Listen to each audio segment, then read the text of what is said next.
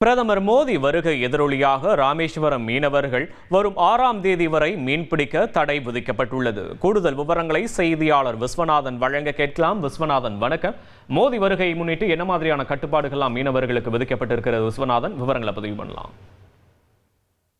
Thailand சென்றுள்ள பாரத பிரதமர் திரு நரேந்திர மோடி அவர்கள் ஒருநாள் சுற்றுப்பயணமாக நாளை இலங்கைக்கு செல்ல உள்ளார்.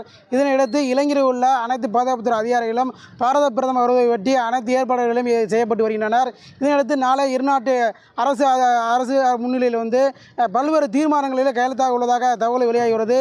குறிப்பாக ராமேஸ்வரத்திலிருந்து தலைநகருக்கான கப்பல் போக்குவரத்தும் இருநாட்டு மீனவர்களுடைய பிரச்சனையை பேசப்படுவதாக கூறப்படுகிறது.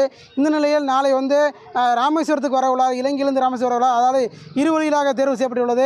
வானிலை சரியாக இருக்கும் பட்சத்தில் ஹெலிகாப்டர் மூலமாகவும், வானிலை மோசமான இருக்கும் பட்சத்தில் விமானம் மூலமாக மதுரைக்கு மதுரையிலிருந்து ஹெலிகாப்டர் மூலமாக ராமேஸ்வரத்துக்கு வரவதாக திட்டமிட்டுள்ளனர். பிரைவேட் லிமிடெட் கம்பெனி ஆரம்பிக்கலாமா இல்லை பார்ட்னர்ஷிப்பில் ஆரம்பிக்கலாமா? எது கன்ஃபியூஷன்? ஒரு எக்ஸ்பர்ட் கிட்ட பேசிடுவோம். எப்படி? பாஸ்வாலா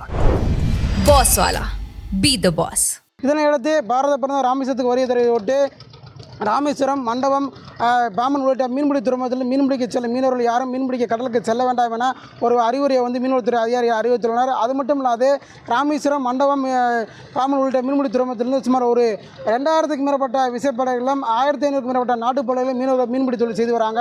இந்த நிலையில் பார்த்தோம்னா மீனவர் யாரும் தங்களுடைய படகுகள் மீன்பிடி துறைமுகங்கள் நிறுத்த வேண்டாம் என மீன்வளத்துறை அறிவுறுத்தி எடுத்து மீனவர்கள் தங்களுடைய படகுகள் வேறு ஒரு இடத்துக்கு பாதுகாப்பாக இடத்திற்கு அப்புறப்படுத்தும் பணியில் தீவிரமாக ஈடுபட்டு வராங்க.